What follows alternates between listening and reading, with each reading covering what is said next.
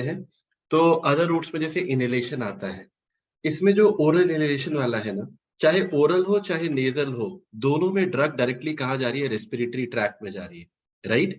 और इससे फायदा क्या है? जो ड्रग की डिलीवरी होती है ना, रैपिड होती है across the large surface area of mucus membrane of respiratory tract and pulmonary epithelium. Basically हम इसमें उनकी बात करते हैं, जैसे मान के चलिए कि जो रेस्पिरेटरी टिश्यूज है, अगर हमें डायरेक्ट वहां ड्रग पहुंचानी है, मान लीजिए तो जैसे अस्थमा का पेशेंट है, तो सबसे अच्छा है कि भाई अस्थमा के पेशेंट में आप आईवी ड्रग देंगे, फिर वो ब्लड में पहुंचेगा, फिर उसके बाद से लंग्स के ब्लड वेसल में जाएगा, फिर वहां डिफ्यूज, उससे अच्छा सीधे डायरेक्टली उसे इनहेलेशनल रूट से दे दीजिए। तो इनहेलेशनल रूट्स खास तौर पे सबसे अच्छा रूट होता है, जिसमें हम मानते हैं कि अगर आपको डिलीवरी क्लोजेस्ट सबसे पास देनी है रेस्पिरेटरी टिश्यूज के लिए, ठीक। और जो ड्रग का इफेक्ट होता है, अगर आप रेस्पिरेटरी की बात कर रहे हैं, तो ड्रग के इफेक्ट ऑलमोस्ट एज रैपिड होता है as those with IV bolus. जैसे आप आईवी में देते हैं ना बोलस ड्रग इकट्ठे, वैसा ही इफेक्ट रैपिड जैसे होता है ना आईवी बोलस से, सेम अपने को इसमें देखने को मिलता है।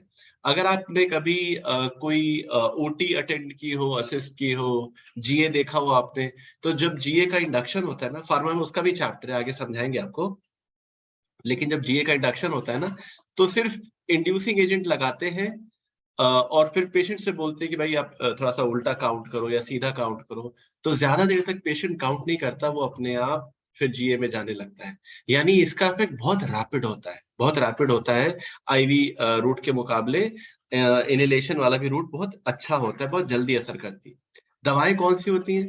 तो सीधी सी बात है, आप दवा वही देंगे ना जो रेस्पिरेटरी रूट में जा सके, जैसे गैसेस बेसिकली, जो जनरल एनेस्थेटिक ड्रग्स है मेनली उनको कहते हैं, या जैसे आप डिस्पर्स कर सकते हैं एरोसॉल के फॉर्म में, उनको इनहेलेशन से आप दे सकते हैं। जैसे अस्थमा की ड्रग्स है तो एरोसॉल से तो वो आराम से पेशेंट इनहेल कर लेता है। और ये रूट है इफेक्टिव है, कन्वीनियंट है उन पेशेंट्स के लिए जिनको कि साहब कोई रेस्पिरेटरी डिसऑर्डर है, जैसे अस्थमा है, क्रॉनिक ऑब्स्ट्रक्टिव पल्मोनरी डिजीज है, क्योंकि ड्रग सीधे सीधे अपने साइट ऑफ एक्शन पे जा रही है, ठीक है ना, सीधे सीधे वहीं जाती है, इसलिए कहीं और किसी ऑर्गन में नहीं जा रही, इसलिए सिस्टमिक साइड इफेक्ट्स बहुत कम होते हैं।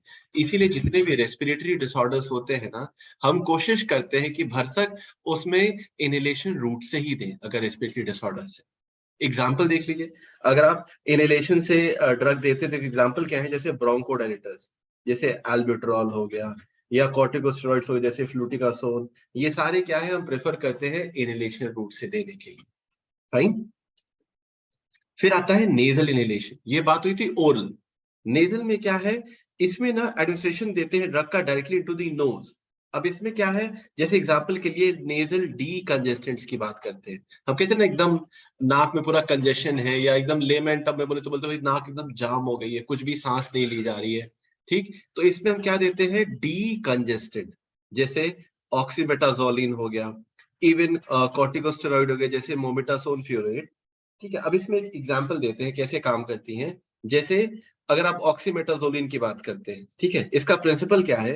इमेजिन करिए ये नेजल म्यूकोसा है, ठीक। इसमें अगर देखा जाए तो ये रेस्पिरेटरी ट्रैक्ट है, ठीक, ये रेस्पिरेटरी ट्रैक्ट है, ऐसे मान के चले। रेस्पिरेटरी ट्रैक्ट मतलब हवा के जाने के लिए जो ऊपर कॉलम्स बने हैं, ठीक है। अब इन्हीं को ऊपर ले आए अगर आप, तो आगे रास्ता बहुत नैरो हो जाता है, राइट, आगे रास्ता बहुत नैरो हो जाए। इमेजिन करें यहीं पे बाजू से एक ब्लड वेसल जा रही है, ठीक है, यहां से ब्लड वेसल है, यहां से ब्लड वेसल है, यहां से ब्लड वेसल है। जब ये ब्लड वेसल इतना पार्ट, जब ये ब्लड वेसल डायलेट हो रही है, तो जो हवा के जाने का रास्ता है वो पतला हो जाता है। अगर ये ब्लड वेसल डायलेट कर जाए, ठीक है, तो हवा के जाने का जो रास्ता है बहुत ही कम हो जाता है, राइट, यही मतलब हुआ ना। तो अगर आपको ये हवा का रास्ता थोड़ा सा खोलना है, ठीक है, हवा का रास्ता थोड़ा सा ओपन करना है, तो आपको ब्लड वेसल को थोड़ा सा कंस्ट्रिक्ट कर दीजिए ना, तो हवा का रास्ता अपने आप बढ़ जाता है। लॉजिक समझा? तो नेजल डीकंजेस्टेंट में, जिसमें हवा का रास्ता खोलना है, भाई नाक जाम है उसको सही करना है, तो लॉजिकली स्पीकिंग आप क्या देंगे? वेजो कंस्ट्रिक्टर्स या वेजो डायलेटर्स? डायलेटर्स। वेजो डायलेटर्स, पक्का ना? सब लोग अग्री करते हैं? वेसोकंस्ट्रिक्टर देते सर, कंस्ट्रिक्टर होगा ना बेटो। उसका लॉजिक ये है कि अगर वेसल डायलेट होगी तो और ब्लड वेसल को दबाएगी ना, या एयर का जो पैसेज उसको दबाएगी ना। एक बार फिर से, ये ब्लड वेसल है, ठीक है, अगर ये डायलेट करेगी इसका मतलब इसका ल्यूमेन और चौड़ा हो गया ना, राइट। और ल्यूमेन और चौड़ा के तो जो बगल का एयर स्पेस था वो और पतला होगा ना। लॉजिक समझा ना? तो अगर आप वेसल को कंस्ट्रिक्ट कर दीजिए, वेसल को अगर आपने कंस्ट्रिक्ट कर दिया, इमेजिन करिए वेसल अब इतू सी हो गई है, ठीक है। तो जो हवा के जो चैनल्स थे, एयर चैनल्स, अब उनको ज्यादा जगह मिल रही है ना, जिससे ज्यादा स्पेस में हवा ज्यादा जा सकती है। यही कहने का मतलब है। इसीलिए हम नेजल डीकंजेस्टेंट्स में क्या देते हैं? वेजोकॉन्स्ट्रिक्टर्स। नाक में हम जो डालते हैं ना, बोलते हैं भाई ये वेजोकॉन्स्ट्रिक्टर है, इसका मतलब वो एयर चैनल को वाइड करेगी। लॉजिक समझा ना? मधुमिता, आपको समझा बेटा? एक बार फिर से बोल दूं।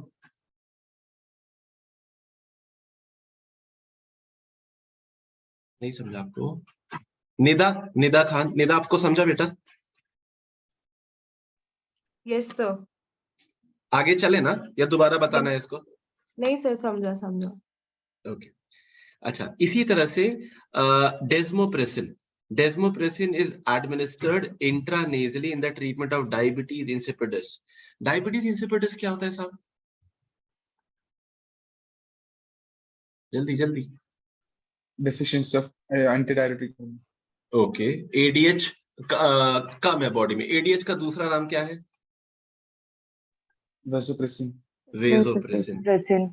तो वेजोप्रेसिन क्या होता है? एक वेजो कॉन्स्ट्रिक्टर होता है। एडीएच जो एक्चुअली में क्या है भाई? एक वेजो कॉन्स्ट्रिक्टर है, राइट।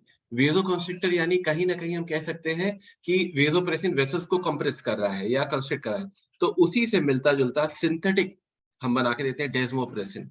वो इंट्रानेजली देते हैं the treatment of diabetes insipidus. आप ऐसे समझे, एडीएच का दो काम है। एक काम तो ये है साहब कि भाई दवा एक ही है, मॉलिक्यूल एक ही है। एक तो वो डायलिसिस जो है वो रोक रहा है, और दूसरी बात वो जाके वेसल्स को कंप्रेस भी करे। तो आप भी सिंथेटिक डेस्मोप्रेसिन देते हैं, जिसके दोनों पर्पस होंगे वो सॉल्व करेगा। लॉजिक समझा ना? तो डेस्मोप्रेसिन कहाँ देते हैं? इंट्रा नेजली। क्यों?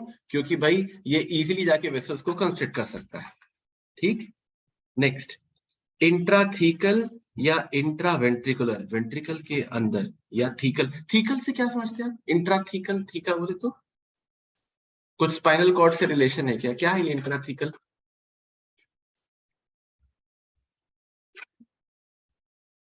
आपने सुना है बहुत बार इंट्राथीकल का मतलब?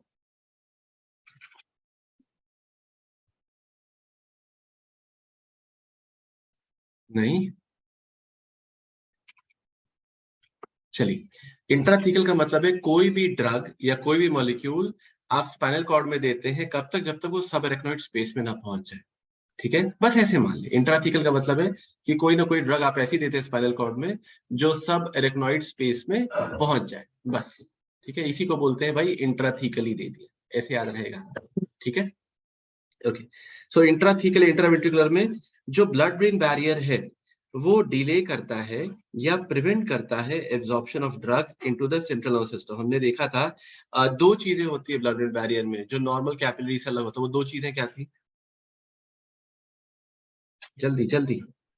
Tight endothelial junction and food processes of very good. Tight endothelial cells यानी जिनके बीच में गैप ना हो जरा सा भी, और प्लस ऊपर एस्ट्रोसाइट्स के फूड प्रोसेसेस हो। बेहतरीन। इस वजह से ब्लड ब्रेन बैरियर में हर दवा उसको क्रॉस नहीं कर पाती।